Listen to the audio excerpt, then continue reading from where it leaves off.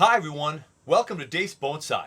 On today's show, Wow, wow. Stunning. Wow. Beautiful. Stunning pads. Wow. Look at that. Wow. It's phenomenal.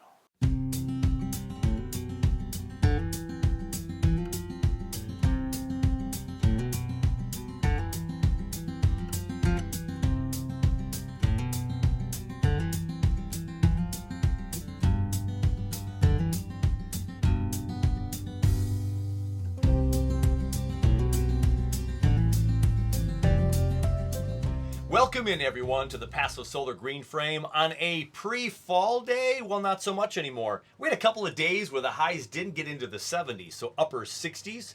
And this week coming up here, we're going to be back into the 80s, maybe the upper 80s for the second week in September. We love that in Minnesota. So, can you believe the bonsai trip east of the Mississippi? This episode is still only a part of day 4. So, I started at the Phipps, and then I had to drive across Pittsburgh, go down to D.C. to get to the National Bonsai and Penjing Museum. Did I make it before closing time, which I thought at the time was 5 o'clock? Did I make it? Okay, it's a little eerie. It's quiet here. Nobody else is here. I'm at the National Bonsai and Penjing Museum, and I've got about 25 minutes left because they close at 4, not 5. I was an hour off. But we're here. No one else is here. We can go see the trees. I'm so excited. Earlier this morning, I saw a Nationalk forest that he made in a workshop years ago, decades ago. I saw that at Phipps. And now I'm here at the National Museum, and I get to see the trees outside. And here we go. First up, an enormous Japanese black pine. In training since 1895, y'all. Blue Atlas cedar, stunning. Only been in training since, 1960. So I still have time to make a tree like that, right? Yeah, not quite enough time. Colorado blue spruce, 2016. Gifted from Karen Harkaway. Cork bark Chinese. Age and training not known. Beautiful.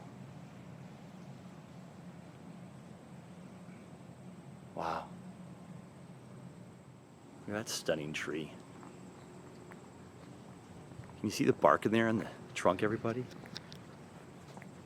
Look at that. That is phenomenal. California juniper. Gift of Harry Horeo. 1960. This one has been in training since 1960.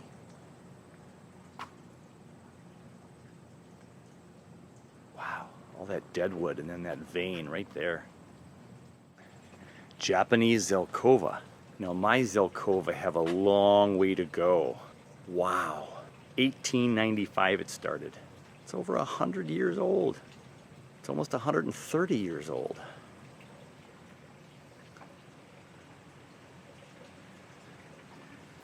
When I arrived here, the car thermometer said 102 outside. So I hope my camera lasts for another half an hour. Chinese juniper.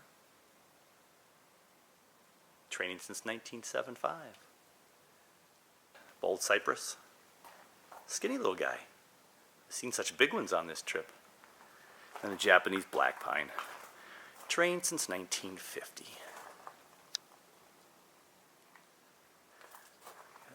Gnarly bark in there.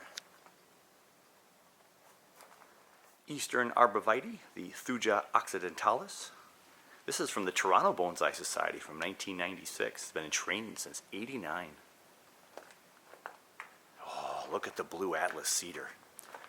In training since 1948. I love the Blue Atlas cedar. I want one just like that. Could I fit it in the car? A sweet gum since 1975, a tree I'm not familiar with. Sargent juniper, lovely smooth bark on your junipers. If you peel off all your bark, you get that reddish color and smooth bark. I like that on a lot of trees. Buttonwood from 1975 is when that got started. Cork bark Japanese black pine. Look at that mess of a tree. Holy, look at the bark. It's all gnarly and twisted. Interesting. I do love me a good Hinoki cypress. Been in training since '64. Beautiful. Bonsai as far as the eye can see, everyone. Look at that. Got a cork bark Japanese pine. That one's kind of wild and squiggly. Creeping juniper. Look at that bougainvillea.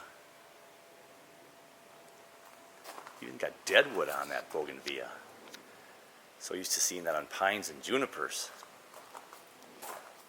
Japanese black pine since 1955, looking pretty thin right now. Looking more like a Christmas tree compared to many. Beautiful taper. Look at the taper on that tree, y'all. I've been very interested in this species of coastal live oak. This one here's been trained since 1986. And look at that Chinese juniper. Look at how perfect and beautiful the pruning is on that one. It's all cleaned up. A few little high points on the top, but oh my gosh. Stunning pads. Beautiful deadwood. One of my favorites so far today. That is stunning. Chinese elm forest. Can't tell if it's a raft. Doesn't look like it. Just a Chinese forest. Not huge trees, so we could have that in a few years in the club, huh? Or on Dave's Bonsai. Another Japanese black pine. Different from that last Christmas tree looking one, huh? Look at that movement to the left on that branch. And then up to the right. And yeah, we've got a trident maple here that's been in training since 1975. Beautiful base on that tree. Beautiful taper. All the way up and through that. How about a trident maple forest? Gift of Brussels.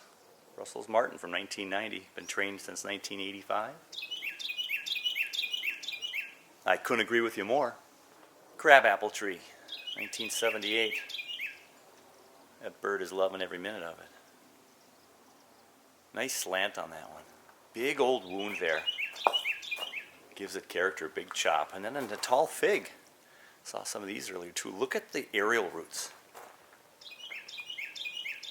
Or just the roots in general, but the aerial roots all collecting there. And the Drummond's red maple. Nice forest as well.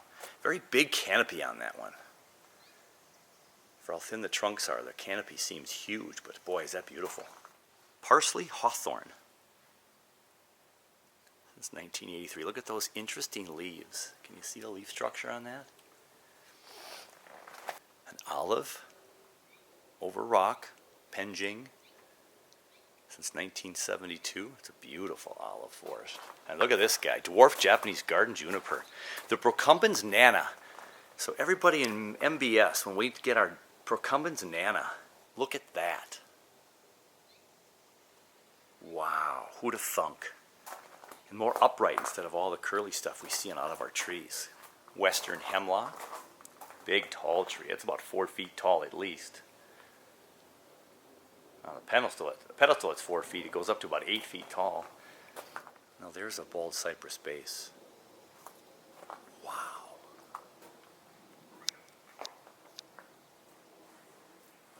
Another black pine from 1906. Another literati with jack pine. The familiar leaves of a trident maple. Maybe a little sacrificial branch there. And root over rock. Satsuki azalea, or Satsuki as some people pronounce it, Satsuki azalea. Since 1982, there's a Japanese maple with a really nice trunk.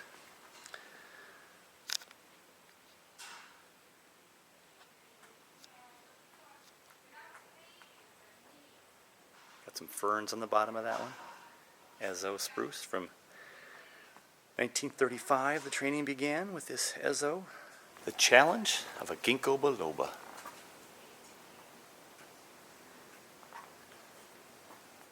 All of these are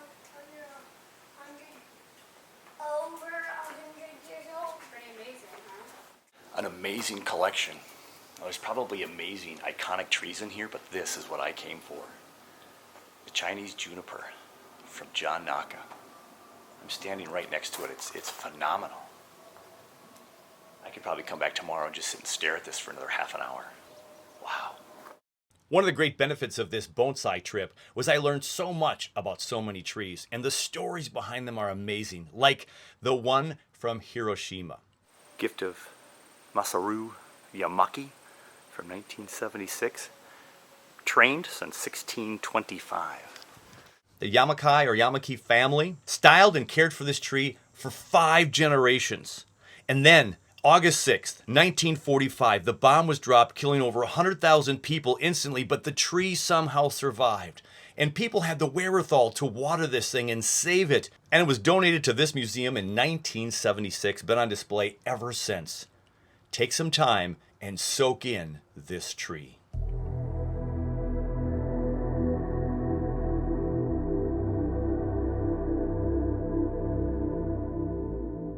They close the doors at 4 o'clock sharp.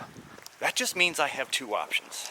I come back with other people and enjoy this amazing thing, or I come back in the morning and hit it when it opens at 10 o'clock, spend an hour walking through the museum before I head to see some folks on the Eastern trip. Now, did I see what I came to see? I did. But should I have spent a little more time with the trees? I should have. I'll have to sleep on it and contact some people and see if I'm going to mess up timing at all. This was fabulous. Bucket list for sure. Put that on your list right now. As you saw in the video so far, I said it once or twice or maybe a couple of dozen times. Wow. I mean, really, it's hard to bring up words to describe what you're seeing at the National Bonsai and Penjing Museum. Absolutely stunning, incredible, beautiful trees, and the history. And speaking of some young history, I saw the Nationalk tree. That's kind of one of the big reasons I wanted to go there. Why I wanted to see that tree amongst many others. But then there was the Bjorn Bjorholm tree that in my first pass, in my haste to get all through there in a half an hour, I completely buzzed right past the tree that Bjorn donated. I got the tree, I got how many years it was being trained, but I didn't mention it was Bjorn's tree. Here was my first pass at that tree. And look at this Douglas fir. Only been training since 2016. That's crazy. Not even 10 years in training. Did I go back the next morning? Of course I did. So if I've not said it enough for you all, or if this is the first road trip video you're watching, I'll say it again. Make sure you give yourself plenty of time to see these amazing specimens.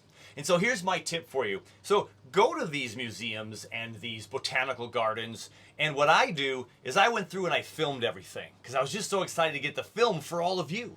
And so I got all the film, get it on film, take some pictures, take some video, and then maybe go take a lunch break, snack break, go for a walk on the rest of the botanical garden you're in or the arboretum, and then go back with the camera tucked away and watch those trees. Look at those trees. And you know what I discovered when I went back? And even more so what I discovered after editing this video? I paid no attention to the stands that these trees were on, or in some cases, big boulders chiseled out into a square pedestal, and then a big old slab, and then the tree. I don't think I paid attention to that at all when I was there until that second pass on the second day without my camera. So take a look at that when you're there as well. Take some time, stop and smell the roses, or in this case, look at the bonsai. But was I done filming? Well, not exactly. So I have this new piece of real fancy, what's called a gimbal, and it is the DJI RS3 Mini. And I can put my SLR camera on here, and I can go around and film things where it's super smooth because it's all balanced for you. And I've only had it for a couple of months, and I brought it on the trip, and I only used it, I think, in one place, and it was at this museum because no one was there. So I had a lot of room to move and try and err on this. So here's a few shots from the DJI gimbal, just showing some great trees, trying to be as smooth as possible. Check these images out.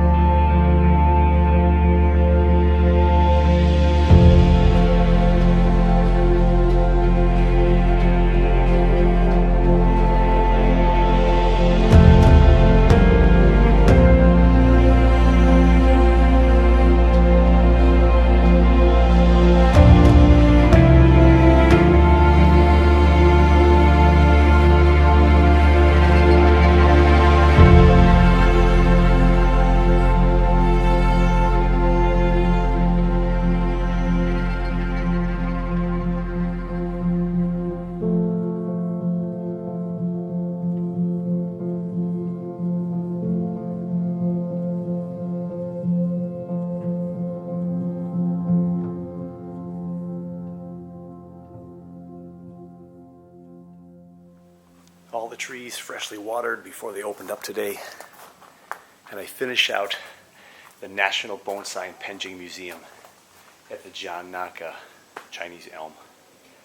A phenomenal tree, a phenomenal forest. It's what I came here for, to see this and stand next to this. And so day 2, even better than day 1. And it's about 15 to 20 degrees cooler. Well, it's probably 90 by now, 85 when I was here this morning. 102 or something yesterday, 103, give or take. I'm hot, I'm sweaty. This bucket list has been checked off. Put it on your list, and what a great trip. Time to hit the road.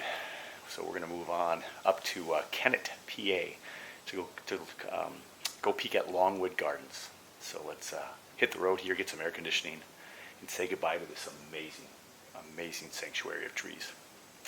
Unbelievable. Simply stunning.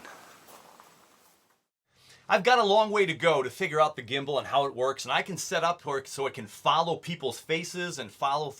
There's a lot to learn, but it's really fun to have good equipment to get some hopefully good images. The challenge with the gimbal right now is that my exposure, until I learn how to adjust the exposure remotely, if I even can, you go into the sunny spots, it's bright and all that stuff to learn. But what a fantastic way to watch those trees another second or third or fourth time. And was I done there? Well, no, I wasn't, because I've been taking photographs since I was 8 years old. And I'm not the best photographer in the world. And every once in a while, when the lighting's right and I'm there at the right place, right time, I get a couple of decent images. But I have this new lens that I've wanted since I was a kid. That's a great big old telephoto lens that goes way up there. It's like 150 to 600. Wow. And so I stepped back so I could zoom in, although this powerful lens, you have to actually go back further to actually see some of the trees. Here are some final snapshots as we say goodbye today. Snapshots of the National Bonsai and Penjing Museum. Some trees that I will never forget and can't wait to go back there again someday. Maybe with some people who can join me there. And we'll go look at those magnificent trees.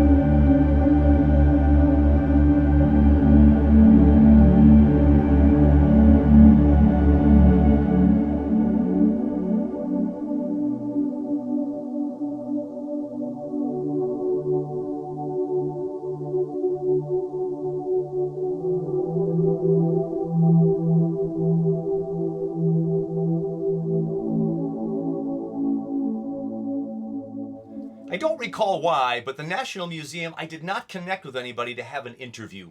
But on this day, after interviewing Alex earlier in the day, it was nice to just see the trees, and then the next morning just see the trees, very few people around, and just be with the trees. I kind of like the lack of crowds, to be honest. And so it was super, super nice. I hope you enjoyed the National Bonsai and Penjing Museum. Make sure you put that on your bucket list as well. And as always, until we get to day 5, we're only coming up to day 5 of 11. So much more to see. Take care of you, take care of your bonsai, and we'll catch you on the next one.